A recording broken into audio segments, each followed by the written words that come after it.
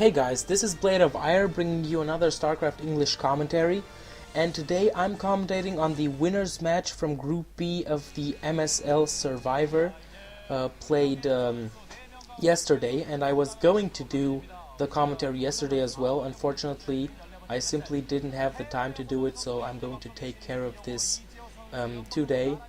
And in this match we're going to have Hwasin versus Lucifer on Zodiac, and I'm going to use this moment right now before the game really starts to just give you a little bit of information on the first two sets, which I'm not going to commentate on.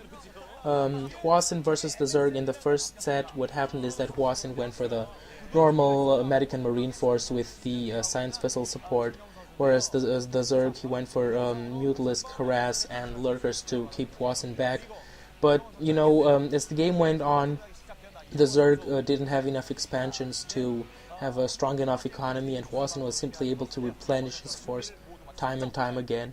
And even though the Zerg went for Defilers and Ultras, eventually Hwasin was too strong for him, and with a couple of drops he sealed that game.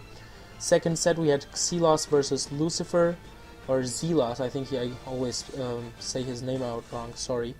And what happened is that was a totally boring Terran versus Protoss. Don't go see that match, use your time with something else. What happened is that each of them took their side of the map on Loki 2, and it was so boring that on the minimap you had, I think for 5 minutes, the middle of the map black, because none of them sent anything in their opponent's direction. I mean, 5 minutes or even more, that was totally boring. And when they eventually met in battle in the middle, Xelos had his Goliaths and tanks, but they were no match for the huge carrier force that Lucifer had built in that time.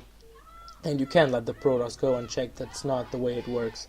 Also, High Templar for Lucifer with a couple of good placed storms, doing a lot of damage. And finally it was the Dark Templar that sealed that game, because Zelos didn't have observers by that time. And now going back to this game, we have Hwasin as Blue Terran at the 9 o'clock position, and at the 3 o'clock position his opponent Lucifer as Brown Terran. And we're going to have a break shortly in about 20 seconds from now, and I know of this because I have read this on John747's account. And what happened is that Hwasin encountered some hardware problems, and he didn't have a sound. That's why he was right there forced to make a break in the game.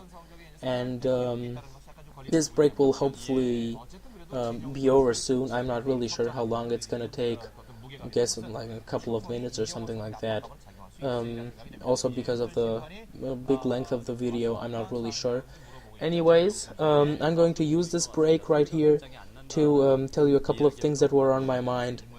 First thing, most important, go join sc2gg.com, because that is a great StarCraft site, period.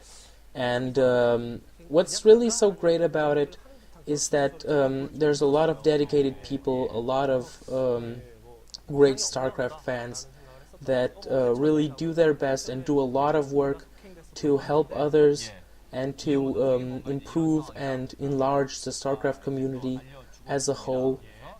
It's not like many other StarCraft forums that I've been on, where you say something and immediately you get attacked, called a noob, get called 100,000 different names. No, really nice people, and with really good manners, and also the SC101 University that helps normal StarCraft players get to a higher level of playing. So a lot of reasons to join it, and really no reason not to. So you definitely have to go join there. Pause this video right now, I don't care, go check that out. Also, a little bit of information on my latest games. Also from the MSL Survivor, go see the winners match from Group A and also the losers match. Those were interesting matches.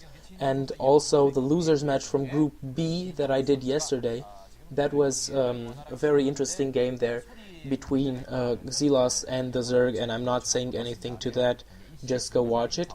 And also don't forget to go and watch Diggory's latest videos. I know he has a few, and his commentaries are anyway about 100,000 million billion times better than mine, and that is definitely something that you don't want to miss.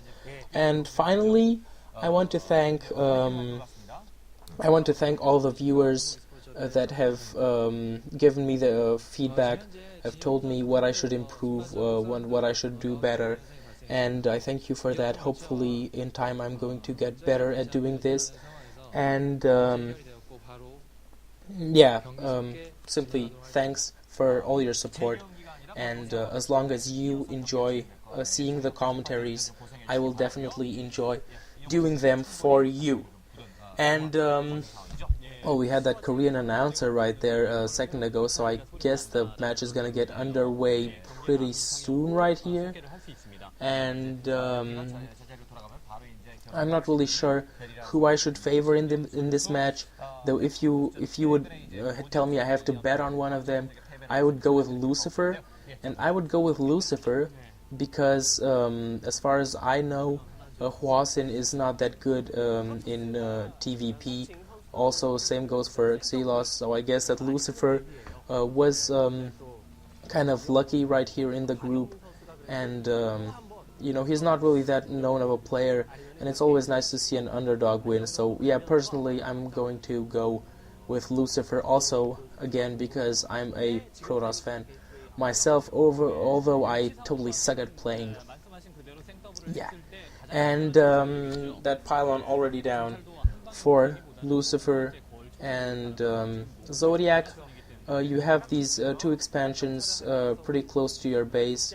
The one right down the ramp, which is quite easy to defend, especially for Terran, because you can put your tanks up the ridge there, away from any attacking forces, and they can shoot down anything that's coming. And Nexus going there for Lucifer. In the meantime, the barracks for Hwasin, and the second expansion is just a little bit south or north, depending on your position of your base. And you have to bring a shuttle or a dropship or something to plant the SCVs or probes there to make that building.